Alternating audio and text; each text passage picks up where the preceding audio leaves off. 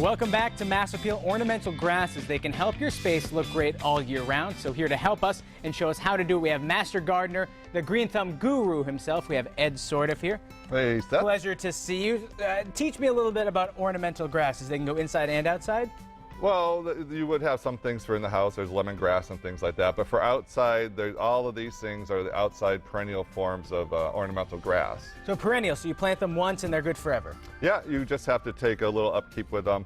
These are some of my favorite ones, and the reasons you want these is because of the form, like this blue fescue. It keeps this little mound kind of shape, so you can use it and plant it like a foot apart, all these mounds, and have a geometric pattern. Oh, cool. Yeah, and fill in between with gravel or wood mulch, like I have at home, and it looks really good and it lasts a long time. It's low maintenance. Now, low maintenance, in the sense it's probably easier than grass because you don't have to mow it every other week. Yeah, you don't have to mow at all. Most of these things you do nothing once you plant them. You plant them in the ground, you probably will just add some compost to the ground, two times the size of the root ball, and then plant it, water it good the first year, and they're good to go. They can usually handle drought and everything else.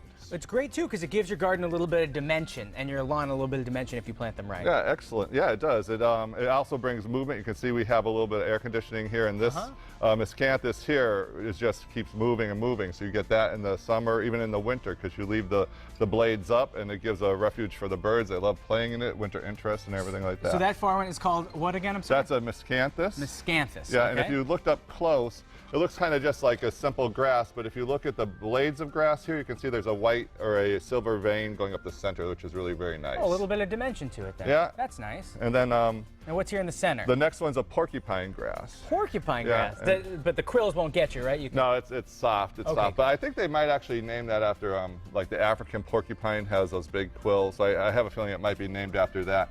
There's another form of this that's related to zebra grass. It just doesn't have such an upright nature. And the great thing about this will become about 7 to 8 feet tall. Wow. And so that makes a great thing to screen, along a fence or near a pool or anything that you'd like to do like that. Now, can you trim these back? Say you have a spot that you only want to be 4 feet tall. Could you consistently trim it back, topiary-esque? Well, no, I don't think I would do that. What I would do is go out and pick a form of the grass that is that height, because there's even dwarf versions of this. There's taller versions of this. So you could find something to meet your needs. Yeah, like this little thing here, this Japanese forest grass.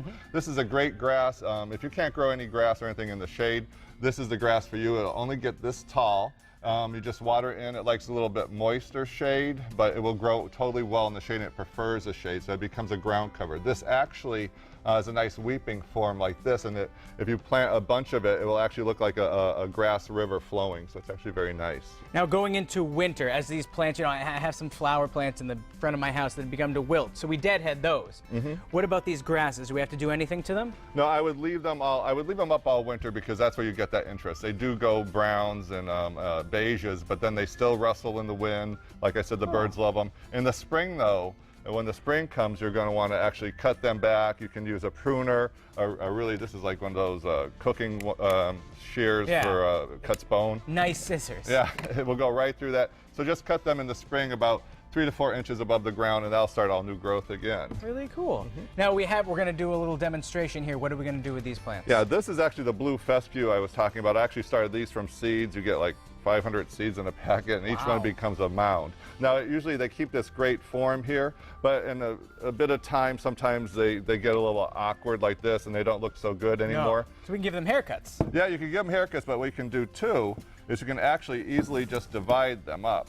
So actually, there's a couple ways. You can either use a trowel and just break it apart, or I have actually a root pruner here, which is a root knife. And you can be rough with it, because it seems to me like we're going to be rough with it. Yeah, and I'll let you do it. So you just make a part in the middle, decide where you want your 2 plants, and then just cut straight down through the root. You sure you trust me with your plant? Well, yeah, but watch your fingers. Okay. You should watch this table, too. Yeah. I think you're pretty... you're almost there. You're there, yeah. Okay, perfect. So then we cut... tired right now. We cut that in half. You can see this one could be done again. But here we have this. Now it looks kind of not so great at first, but what you would do if you're going to replant this, you can actually just go in, give this guy a nice haircut, and it actually will look like a little a Tribble from the old Star Trek series. And you just keep going and you make a nice form like this, and it will stay like this for the rest of the year. And in the spring you take it down again. But you can make a really nice form, just plant it in, and then these you would keep planting in a different a pattern, and you would get that great geometric pattern thing we were talking about. Well, you know, sometimes you drive from house to house and all you see is garden, lawn, lawn, lawn. This is a great way to break it up, and then you don't have to mow as much. Yeah, and it's just really interesting to the eye. Yeah, Ed, we are almost out of time, but really quickly, people can sign up if they want to be a master gardener, just like Ed Sourdiffe here. Yeah, they're taking applications to October 1st for the Master Gardening class. It's a really interesting thing. They have professors come in, you learn all about the insects and the plants and relations like that, and things that you need to know. And then you go out and you meet the public and you get to teach about gardening. Very cool, and people can be more like Ed Sourdiffe. Always a pleasure to have you here, the Green Thumb guru himself. And